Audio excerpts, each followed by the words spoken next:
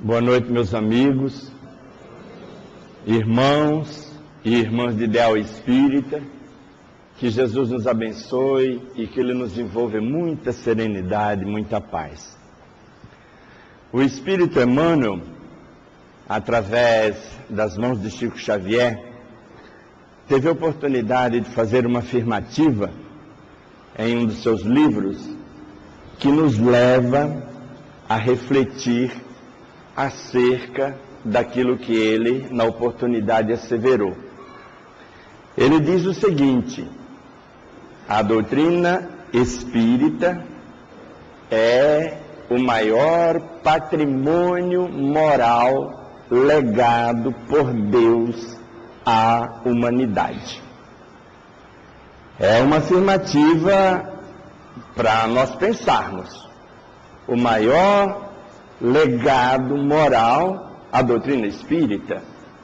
Se a doutrina espírita é este maior legado moral de Deus à humanidade, imagine a responsabilidade que cabe a cada um de nós, daqueles que estamos vivenciando, adentrando a doutrina espírita. Não podemos acreditar que Emmanuel não tenha razão, posto que Emmanuel, autor de livros extraordinários que muitos de vocês devem conhecer, como A Caminho da Luz, O Consolador, Religião dos Espíritos, Seara dos Médiuns, Justiça Divina, todos esses livros trazendo um leque de informações primorosas acerca da evolução da criatura na Terra. E ele faz essa afirmativa porque ele sabe, ele diz que a doutrina espírita, em sendo a terceira revelação, alicerçada na universalidade dos ensinamentos dos espíritos, efetivamente aproveita de todo o arcabouço intelecto-moral que a humanidade até então logrou atingir, e ela sendo a mensagem mais recente, vertida do alto para a humanidade, tem certamente esta finalidade. Quando nós lemos a introdução do Livro dos Espíritos, em um determinado instante, um determinado parágrafo da introdução, a mensagem diz assim: e Deus conta com a doutrina espírita para erguer moralmente a humanidade. Quer dizer, as duas coisas então estão intrinsecamente ligadas. Tanto essa mensagem do Espírito Emmanuel falando acerca desse legado moral, quanto aquilo que Kardec estava trazendo e que esse Espírito Emmanuel tão bem vivenciou através dessas longas décadas que ele esteve assessorando a mediunidade ímpar de Francisco Cândido Xavier. Agora, como é que nós vamos entender esse patrimônio moral dentro da doutrina espírita? Nós sabemos, por exemplo, que uma das coisas que já estava muito bem consignada no santuário de Delfos e que foi difundida por Sócrates, a frase que diz assim: homem, conhece-te a ti mesmo, é uma frase da sabedoria universal. Entretanto, é uma necessidade nossa, enquanto espíritas, porque nós precisamos nos conhecer. Para, nos conhecendo, termos uma ideia melhor de quem somos. E a doutrina nos fala isso. De onde viemos? A doutrina nos alerta acerca disso. Para onde vamos? A doutrina nos orienta. O que é que nós estamos fazendo aqui? A doutrina nos esclarece. Então, esses questionamentos são necessários para nós fazermos a nós próprios, para melhor sabermos administrar ou gerenciar a nossa conduta, o nosso comportamento, a nossa atitude. Porque estamos aqui aprendendo as lições do Cristo através da interpretação segundo a visão espírita do seu Evangelho, exatamente para vivenciá-lo. E quando nós vivenciamos esse Evangelho, podemos ter absoluta certeza que a nossa conduta, a nossa atitude, às vezes, é o único Evangelho que os outros leem. Aquele é espírita, aquele entrou na doutrina, mas a doutrina ainda não entrou dentro dele. Porque é assim que nós vamos nos percebendo. Entrar dentro da doutrina é muito fácil. Você sai da porta da rua, adentra esse espaço e passa a se familiarizar com os conceitos trazidos pelos nossos irmãos que aqui se apresentam diuturnamente. Entrar é fácil. Agora, a doutrina entrar dentro de nós já não é tão fácil assim. Por quê? Porque, veja, quando nós começamos a tomar ciência desses conceitos, destas informações, muitos de nós temos a tendência a negar, por descrença, por acomodação, por qualquer circunstância. Às vezes acreditamos nisto e descremos daquilo. Às vezes achamos que compreendemos muito bem a lei de causa e efeito, mas não entendemos a reencarnação. E por aí vai. São as nossas dificuldades ainda inerentes à nossa falta de informação, à falta de conhecimento.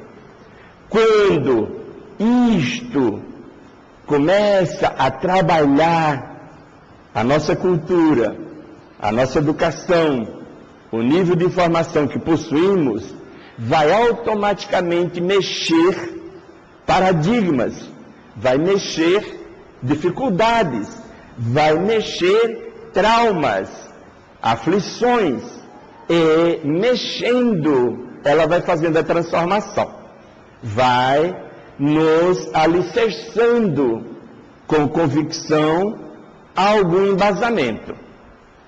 Aí, veja, entramos dentro da doutrina, a doutrina entrou dentro de nós.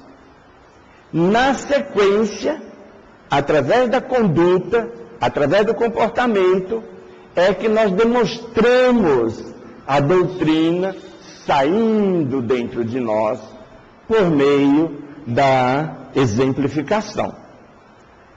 Por isso que é fundamental conhecermos aquilo que a doutrina espírita nos apresenta e conforme essas apresentações estão sendo nos trazidas pelas informações que já vieram junto com a codificação e outras que estão sendo trazidas paulatinamente à medida em que a humanidade amadurece, à medida em que ela começa a compreender melhor e as informações vão fazendo o seu papel.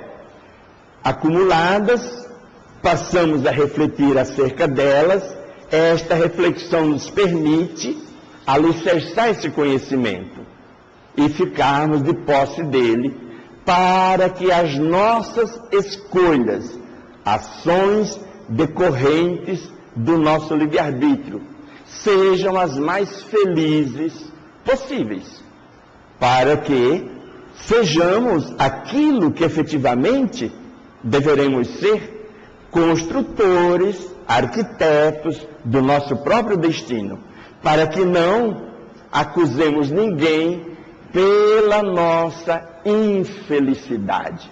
Somos sempre os responsáveis pela nossa felicidade ou pela nossa desdita. E isto cabe a cada um de nós. Joana de Ângeles, espírito que acompanha Divaldo, ela ensina isso em um gesto. Diz, quando você aponta o dedo para a imperfeição de alguém, 3 dedos estão apontados para as suas imperfeições.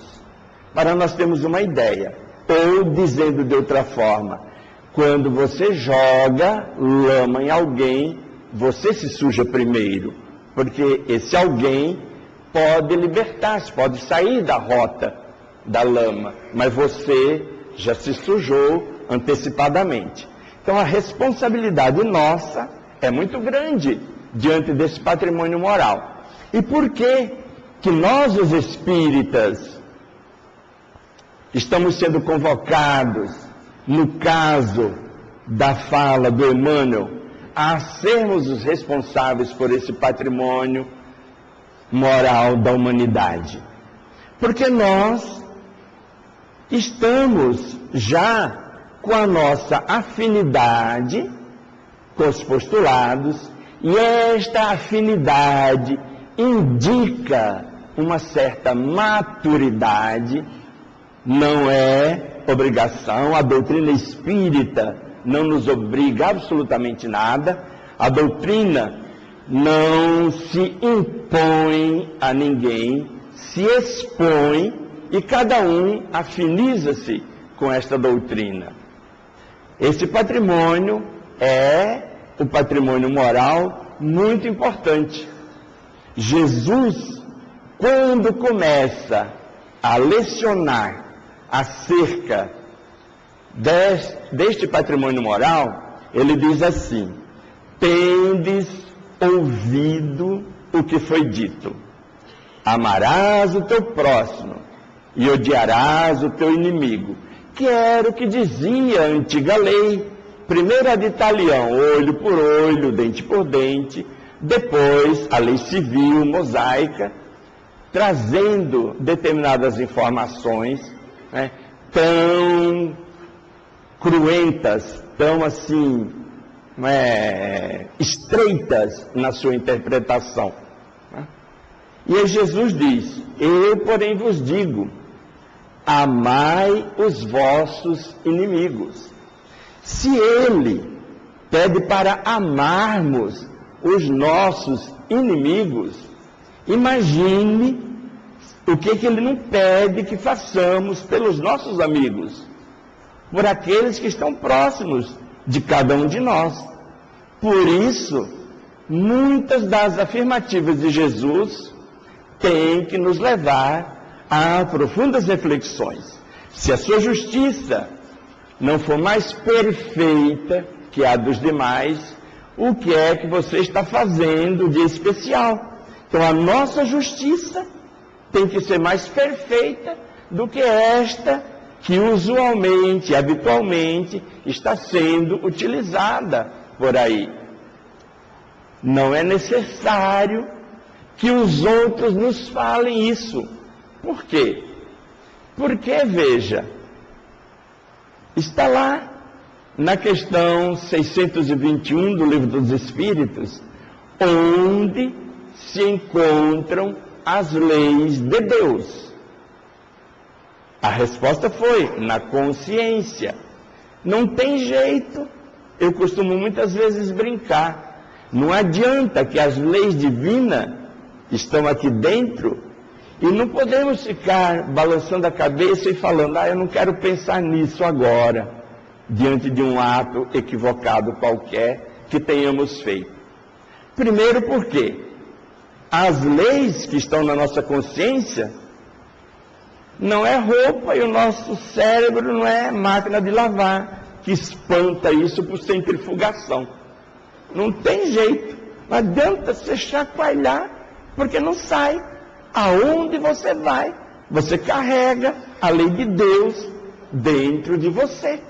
E ela, certamente, diante dos nossos atos equivocados, é muito mais rigorosa do que qualquer algoz que esteja fora de nós.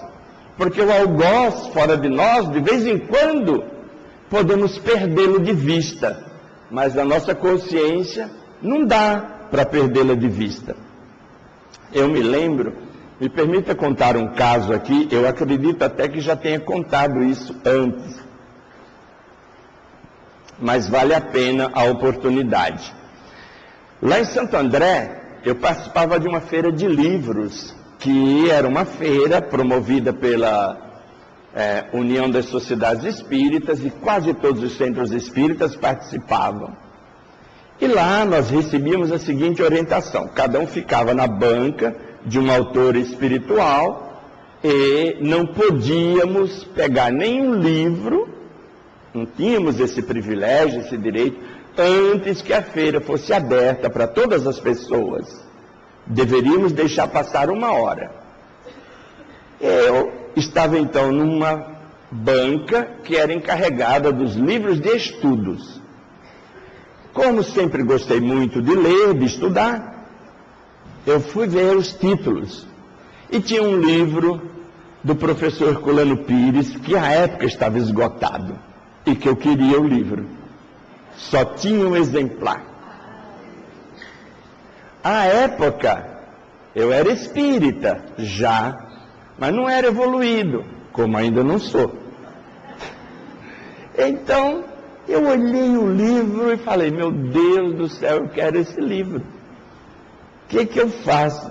Pego ou não pego? Não podia pegar. E aí? Dei trato às bolas, né? Ao cérebro, como as pessoas dizem. E aí eu achei a solução de me enganar. Eu peguei uma pilha de um outro livro que era de um título só e em cima daquele. Aí fiquei tranquilo, esperando que passasse o tempo, olhando no relógio. Bom, deu a hora, abriram-se os portões, as pessoas entraram e começou aquela coisa de olhar aqui, olhar ali. Vocês lembram dessa história que eu contei aqui? Não? Então não foi aqui, foi em outro local que eu contei. Mas aí, nós temos a mania de dizer que Deus escreve certo por linhas tortas. Na realidade não é assim.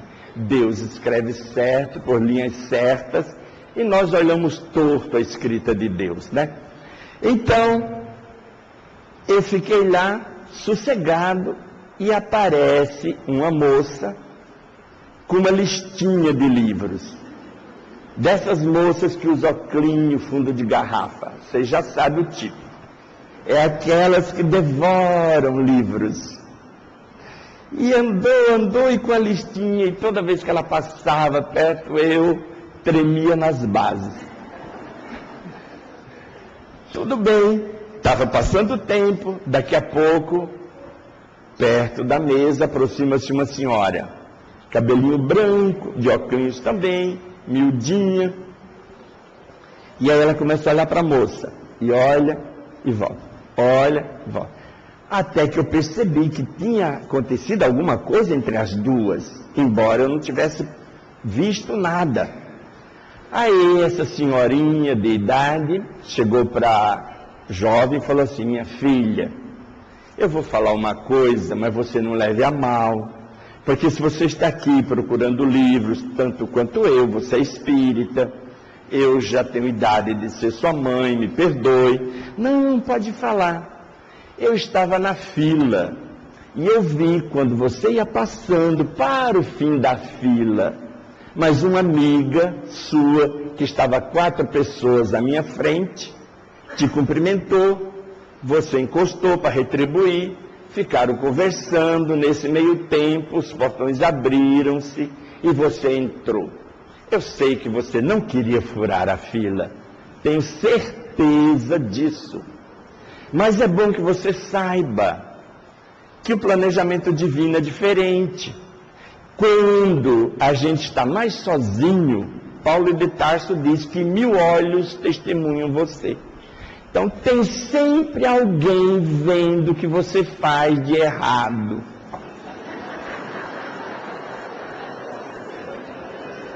Aí eu falei: e agora? Eu não sabia o que fazer. Disfarçadamente eu peguei a pilha e puxei e deixei o livro aparecer. Por quê? É a responsabilidade da consciência te cobrando. Não precisa que os outros falem isto. Você automaticamente se cobra. Não tem recurso. Diante da lei de Deus, não dá para você impetrar mandato de segurança. Não existe recurso. Ou você paga, ou você continua sofrendo até a hora em que aceite o ressarcimento. Então, dentro desse aspecto, as leis morais, que são aquelas 10 leis estudadas no Livro dos Espíritos, começando pelas leis naturais, você vai observar que há uma continuidade, alertando a cada criatura acerca daquelas explicações inerentes às leis que elas estão ali sendo apresentadas. Lei de destruição, lei de conservação, lei do trabalho. Meu pai trabalha até hoje, eu também trabalho. Precisamos ter a compreensão que se você não trabalha em função pura e simplesmente de um salário, mas você trabalha para a família, você trabalha pelo seu próprio melhoramento, você trabalha pela sua autoiluminação dentro da casa espírita, é uma lei. Há a necessidade disso. Jesus, quando fala a respeito do pedir obtereis, ele diz assim: batei e abrir-se-vos-á, buscai e achareis, mostrando a necessidade de um esforço, de uma ação, de um trabalho. Há que se fazer isto. Por quê? Porque o Evangelho está nos mostrando. Deus ajuda não aquele que apenas pede, mas aquele que também age, para que nós saibamos a necessidade do trabalho como uma lei. Quem não trabalha, de certa maneira, em nenhum desses aspectos que citamos aqui, encontra-se a reboque da lei divina. É um peso para a economia moral do próprio indivíduo, se você não se trabalha. Trabalhar as fraquezas para que você logre adquirir as perfeições. Joana de Ângeles, no livro Vida, Desafios e Soluções, ela diz assim: nós somos sempre tentados nas fraquezas que precisamos fortalecer. É aquilo que constantemente constatamos na nossa vida. Por que aconteceu isso comigo de novo? Aí você quer perguntar a Deus. Aí fica com aquela coisa: não, eu atirei pedra na cruz. Ou então eu cuspi no caminho por onde ele ia passar. Porque você fica se justificando para que aquela dor, aquela dificuldade, aquele embaraço, aquele problema foi decorrente de uma ação equivocada. Aí, às vezes você chega e fala assim: ai, mas eu queria que Deus me falasse o que eu fiz para acontecer isso de novo. Ainda bem que Deus não fala para a gente, porque se falasse, talvez a gente não gostasse do que ele tinha a nos dizer. Por isso, dentro dessas leis, desse aprendizado, nós vamos observando que no final, a última lei, dentre aquelas leis, é apresentada da seguinte maneira: é a lei de justiça, de amor e de caridade. A última lei apresenta essas 3 leis. E aí vai dando algumas explicações. Mas vamos dar uma retomada nesse patrimônio moral. Primeiro, lei de justiça. A primeira revelação é a lei da justiça divina. Existe dentro dos 10 mandamentos aquilo ali que está consignado. Está dizendo algumas colocações, umas 3 ou 4, né? Explicações. Todas as demais são proibições. Não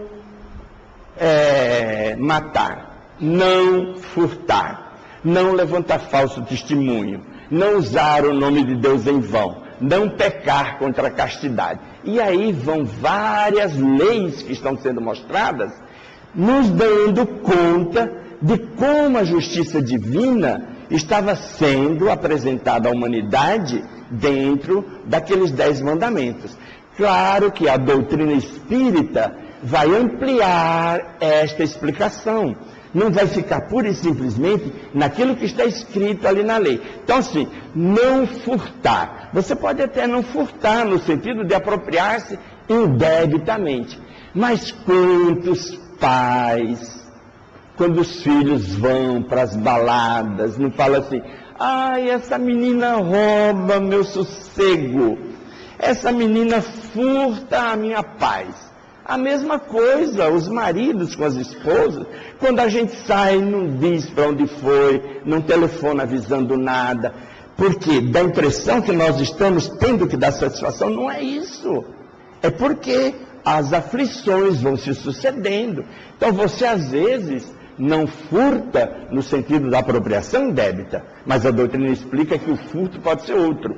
Você rouba a saúde do teu pai, você rouba a serenidade, você rouba a harmonia do lar. Não tem aqueles que ouvem o portão bater, né? Entrou o pai ou a mãe ou alguém, entrou o carro, entrou um irmão, aí a turma fala assim: ih, acabou o sossego.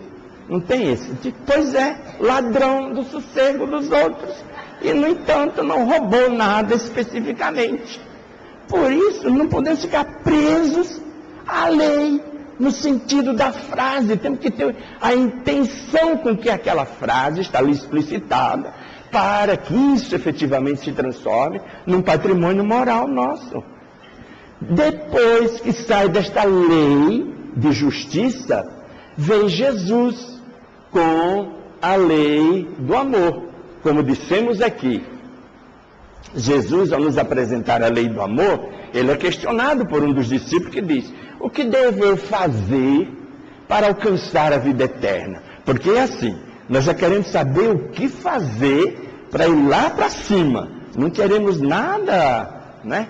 Aí, o que devo eu fazer? Jesus, claro, que não ia dar nenhuma receita, porque a doutrina também não dá receita para ninguém. Mas ele questiona o discípulo: será que ele sabe? Será que ele já leu? Será que ele entendeu? Aí fala: como é que tu lês o que está escrito na lei? O discípulo responde: ama o Senhor teu Deus de todo o teu coração, de toda a tua alma, de todo o teu entendimento. Veja, olha a recomendação: ama a Deus, né, de todo o coração. O que é amar alguém de todo o coração? O que é amar alguém de todo o coração? Ah, eu só amo se você provar também que me ama. Já não é de todo o coração, porque já está tendo uma condição aí. Ah, se você fizer isso para mim, eu juro que eu te amarei pelo resto dos meus dias. É uma condição. Então, nem sempre amamos de todo o coração. Porque quando você ama de todo o coração, você não faz negociata. Você ama simplesmente. Você é alguém que não impõe condições. Não está dizendo que ama somente assim ou assado. Amar de todo o coração a Deus é priorizar Deus na nossa vida. No Evangelho está lá: primeiro o reino de Deus e sua justiça, e tudo mais vos será acrescentado. Então, amar a Deus é assim. Mas tem mais: de todo o coração, de toda a tua alma. A alma é o espírito, na carne. Nós, fora da carne, somos espíritos. Dentro da carne, somos alma, né, na nomenclatura natural. Então, amar a Deus de toda a alma é amar de todo o nosso espírito. É espírito de verdade. É entender o espírito divino quando está nos propondo alguma coisa. Aí você está amando, né, a Deus de toda a tua alma. E também amar a Deus de todo o teu conhecimento. Por quê? Porque amar a Deus com temor, com medo, Você teme o teu Senhor? Você é temente a Deus? Ou então você tem medo de, eu tenho medo de ir para um umbral, eu tenho medo de ir para as trevas. Não, você não pode ter medo. Você tem que amar a Deus e tem que entender, tem que confiar. Jesus não falou, não vos deixarei órfãos, volto ao Pai, irei preparar-vos o lugar. Será que Jesus estava mentindo? Não, com absoluta certeza não. Não é porque Ele não nos atendeu no momento que nós queríamos que atendesse, que Ele não nos ama. Muitas vezes pedimos algo, Jesus não nos concede, e aí nós falamos assim, tá. Aí a gente cita o currículo. Não, mas eu frequento Francisco de Assis há mais de 20 anos. Dou passe, faço evangélicos assistidos, distribuo as coisas. Sou médium. E mesmo assim eles não me atendem? Não. Por quê? Qual é o privilégio? Não temos que ter privilégio. Jesus nunca falou que nos atenderia assim. Ele disse, se tu me amas, permanecereis nos meus ensinamentos, toma a tua cruz, renuncia a ti mesmo, siga-me. Ele está dizendo para nós renunciarmos às nossas opções. Renuncia a ti mesmo e siga-me. Então, amar de todo espírito é amar assim, nessa condição de prioridade. E amar de todo conhecimento é entender que Jesus não nos prometeu absolutamente nada nesse aspecto. E aí Jesus completa para o discípulo, dizendo assim, outro mandamento semelhante a este vos dou, ame o teu próximo como você ama a si mesmo. Como é que nós amamos o nosso próximo? Como é que nós amamos a nós mesmos? Será que nós gostamos de nós? Será que nós nos amamos? É questionável isso, porque muitos de nós não nos gostamos.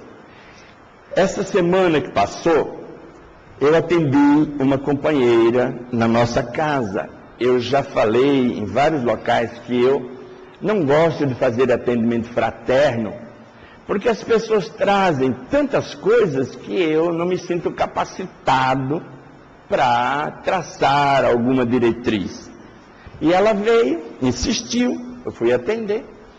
Eu já sabia, porque eu já tinha entendido ela de outras oportunidades, que ela tinha um casamento de 26 anos, que era uma verdadeira batalha.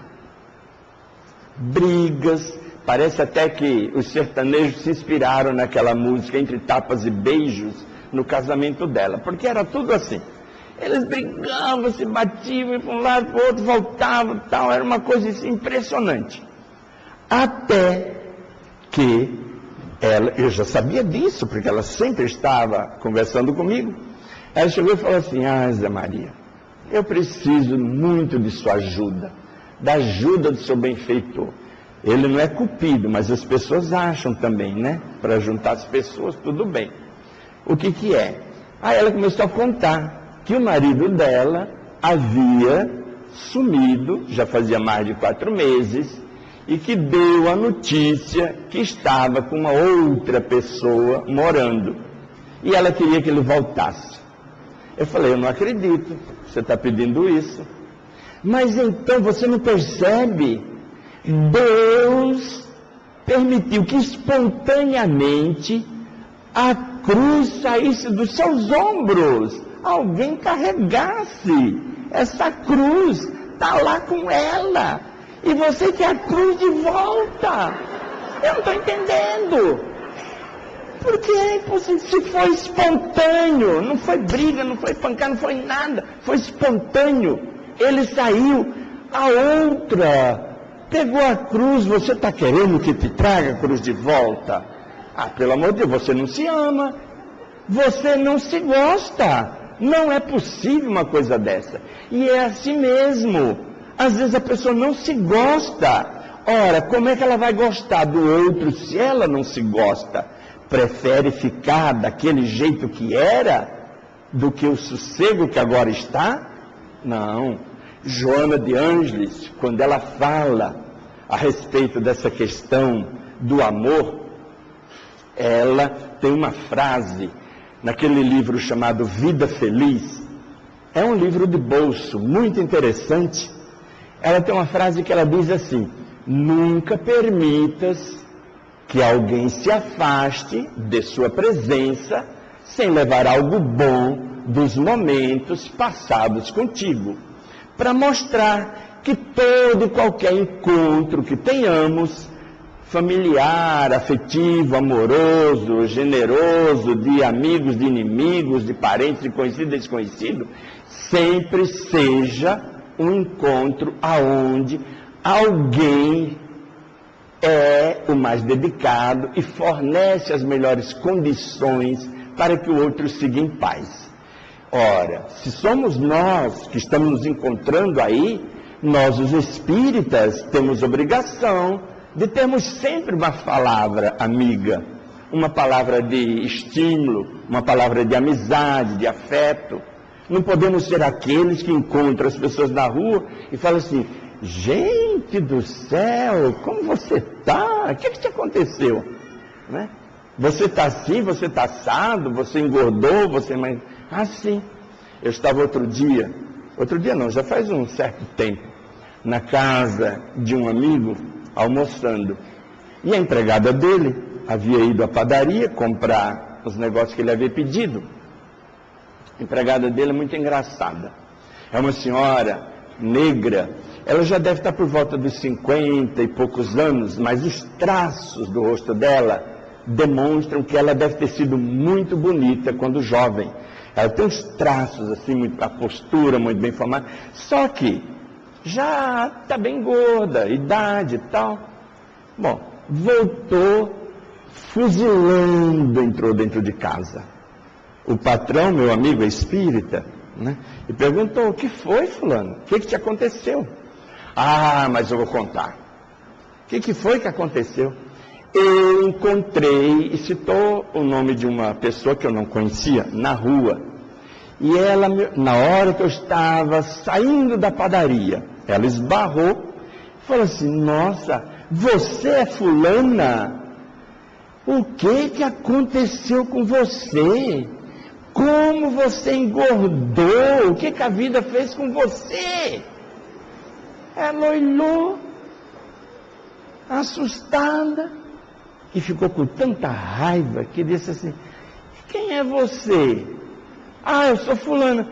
Nossa, como você está velha! Eu nem te reconheci. Pensei que você me dissesse seu nome. Toda enrugada. Olha, foi muito prazer eu ver você. Deixa eu só falar uma coisinha para você. A gordura tem regime. A velhice. Aí, o que você tinha que falar aquela palavra? Ou você ama o seu próximo conforme você a si mesmo se ama, porque é da lei. Aquilo que você oferece à vida, por meio do amor, a vida te devolve, por meio também do bem, do benefício. Então, este aprendizado desenvolvido dentro das casas espíritas, face ao Evangelho de Jesus, amar a Deus acima de todas as coisas, ao próximo como nós amamos a nós mesmos. Então, a segunda colocação que é feita, a primeira da justiça divina, a segunda do amor com Jesus, está lá na última das leis. Lei de justiça, de amor, e a terceira é a lei de caridade. A caridade, conforme nós aprendemos dentro da doutrina espírita. Fora da caridade não há salvação, porque a caridade é o exercício inicial do amor. Nós começamos através da caridade e terminamos amando as criaturas, amando o que nós fazemos. É tão interessante observar isto, como está lá no Livro dos Espíritos, que logo em seguida, as leis naturais, que vem lei de justiça, amor e caridade, O próximo capítulo do Livro dos Espíritos chama-se Perfeição Moral. Então vejam, todos os amigos aqui presentes, a nossa jornada. Temos a compreensão e entendimento da justiça divina, através da primeira revelação. Temos também a compreensão e entendimento da lei do amor, conforme Jesus estava nos apresentando. E, finalmente, a compreensão e entendimento dessa questão da caridade, que estamos exercitando esse aprendizado dentro da casa espírita.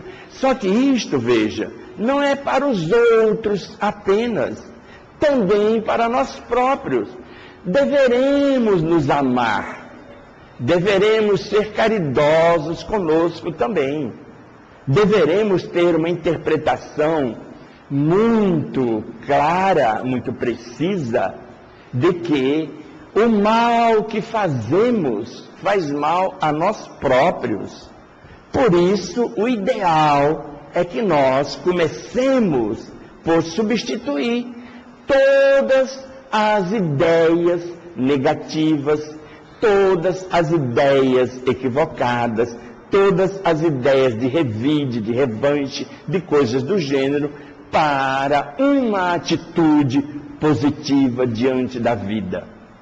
Lá na nossa região, as pessoas estão tão assoberbadas de aflições, de dificuldades, que você observa isso no trânsito. Você está dirigindo, alguém quer entrar, as pessoas disputam um palmo de asfalto e ficam assim, empurrando o carro para você não entrar. Você não pode dar seta. Por quê? Porque o pessoal empurra. Não, aqui você não vai fazer. E você se assusta, se espanta, porque você não está fazendo nada, absolutamente. Se você cair na tolice de dar sinal de seta numa subida qualquer, porque o carro da pessoa é um carro de menor potência e o seu corre mais, você está sujeito a ficar com o cara dançando na sua frente, mas ele não vai dizer, só porque está com esse poçante aí, você acha que vai passar? Não vai passar. E não deixa. Com que finalidade?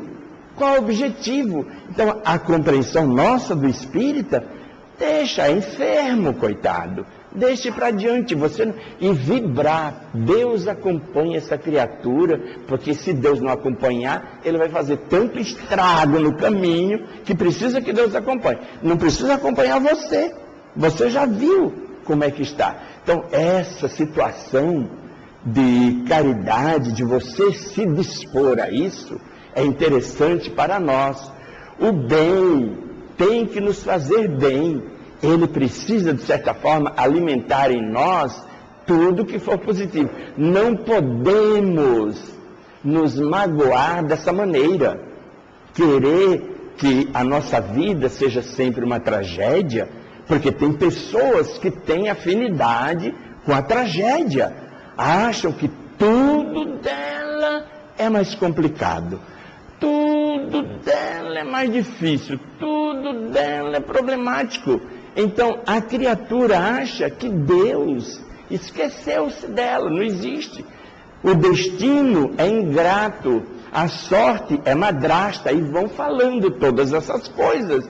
E isso termina sucedendo porque a pessoa cria uma psicosfera ambiental, ou seja, da própria psique da pessoa, que não dá para alterar. Nós precisamos entender que no nosso pensamento, na nossa mente, devemos, nós sermos os senhores. Não podemos ficar à revelia e não dominar os nossos pensamentos. Temos que entender que se um pensamento atravessa a nossa mente, e esse pensamento é negativo, tenha o pensamento negativo. Tenha, mas não mantenha o pensamento negativo. É diferente. Tenha, você percebe, tudo bem, mas não mantenha ele alimentado pela sua constante ideia de trazê-lo de volta para você. Às vezes a situação já se passou há tanto tempo que você está perdendo oportunidades exatamente pelo fato de se encontrar alimentando um pensamento indesejado que não deveria mais fazer parte do seu dia a dia. Essa questão de patrimônio moral da humanidade mostra que nós é que detemos essas possibilidades. Somos nós aqueles, não precisamos ser guardiões da moral alheia, precisamos ser guardiões da nossa própria conduta moral. É o orai e vigiai que é nos falado pelo Evangelho, ou vigiai e o orai, só que assim, orai pelos enfermos e vigiai a si mesmo para que não haja tanto quanto aquela criatura age. Isto sim vai fazer com que nós detenhamos essa responsabilidade de sermos os elementos para quem Deus confiou essa questão do legado moral da humanidade, iniciando por nós mesmos, nós próprios. Não precisamos consertar o mundo, consertemos a nós mesmos, que o mundo automaticamente se consertará a si próprio. Quando fizermos isto, estaremos certamente na nossa plenitude, na nossa paz, seguindo as pegadas do Cristo de Deus. Que Jesus abençoe, ampare a todos e dê muita serenidade e paz. Muito obrigado.